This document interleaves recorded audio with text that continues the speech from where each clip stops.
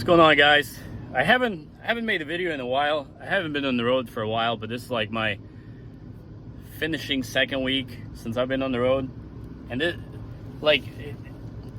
I'm just amazed at this point. Like, the type of stuff that's been happening to me at this dealership is just absolutely insane. So first, let's show you kind of where we're at, and then I'll kind of explain what's going on. So I'm here at Peterbilt of Cahokia or Sauget, Illinois, whatever you call it. As you can see, they went ahead and did my DOT inspection, which truck and trailer passed. I like to take my things to these reputable places, or I guess at least some of them pretend to be reputable, but they might not be. Anyways, so as you know, my truck had rear main seal leak. Okay, the sticker's there, we're good. My truck had a rear main seal leak. Let's turn this camera around. So my truck had a rear main seal leak, as some of you know. You're aware with it. You're aware of it, familiar with it. And you already know that I've been dealing with this for a long time with Freightliner, and just going back and forth. And this is like a fifth time that they have had my transmission out of my truck to do the rear main seal. Absolutely insane and bananas, but that's kind of like what's been happening. It is what it is. It is what it is. It shouldn't have happened after the second time, but it does. So when Melissa was about to have a baby, and I knew I'm gonna be off for quite some time, I reached out to Freightliner a couple weeks, almost a month before, and I was like, hey, yo guys, listen, I'm gonna be off for some time. We've been discussing redoing this rear main seal. I want to bring it in beginning of July. Please prep everything so when I drop it off, you can knock it out in a week or how long ever, and I can be on my way. Great. But not really. So I dropped my truck off. My truck was at the dealership for almost a month for that rear main seal issue. So they replaced the rear main seal and flywheel this time, and they checked the harmonic balancer, whatever. And they did that. Okay, fine. So then they tell me, hey, we have a tech. He test drove the truck. Everything is good. It's good for you to pick it up. Come on down, pick the truck up. I'm like, okay, fine. I go ahead and pick the truck up. I see the truck was running, and it's kind of parked on a hill. I'm not gonna check oil. Can't get the right level, but I told them do an oil change as well. I'm gonna pay for that outside of the warranty work that you guys are doing. Fine. So I'm about to get on the interstate. I'm driving. I'm about to go to the yard. There's no gears.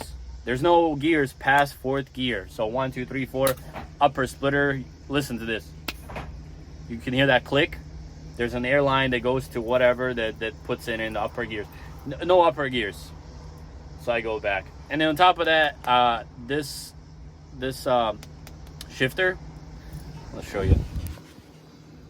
You see how this is dented in? That was not dented in when I took it to the dealer. But whatever, like how could I prove that was not dented in? I'm assuming the tech that was putting it in pushed it up here against the truck or something, and he destroyed this. I'm just fed up to this point where I'm like, dude, just fix my truck to where I can go work and not have leaks. First and foremost, my battery was completely drained. I had like 8 bolts. I know for a fact that, like a few months ago, before I put all brand new batteries, and then they're like, that's fine, we're gonna go ahead and jump your truck. And I'm like, it's drained so low that once it drains past a certain point, like, they don't charge anymore to the level that I need them to charge. Like, I have a fridge in here, it's not gonna last, but whatever. I've sorted that out myself. I was like, just give me new batteries. They were like, no, that's insane. So do whatever. I just need to go work. I haven't worked for like 6 weeks. I need to go work. I don't care. So I get to the yard next day or whatever, 2 days later. I go ahead and do a pre-trip, check my oil. They overfilled my oil by 2 gallons. 2 gallons of oil was overfilled. So my battery was completely drained.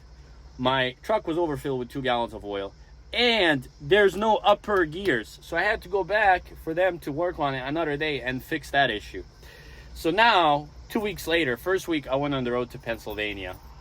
and I was pulling a pretty heavy load up those hills in 76, which I am amazed that this didn't happen. So that load I did, that week I did that, and then this week I only did 2 loads to Ohio, which maybe that was a blessing in disguise to not have done more loads. At the end of this week, insurance company is like, hey, we need the updated DOT inspection, which I'm like, mine is not even that old, but okay, it's from the other company, so I'll go ahead and do it. I took it here to Peterbilt. They're doing a DOT inspection. The guy calls me. He's like, hey, blah, blah, blah, DOT inspection.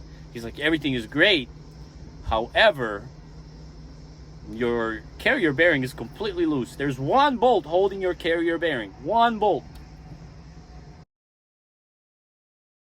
And I'm just like at a loss for words at this point. Like, for some people that might say, hey, you're full of crap or whatever. Check this out.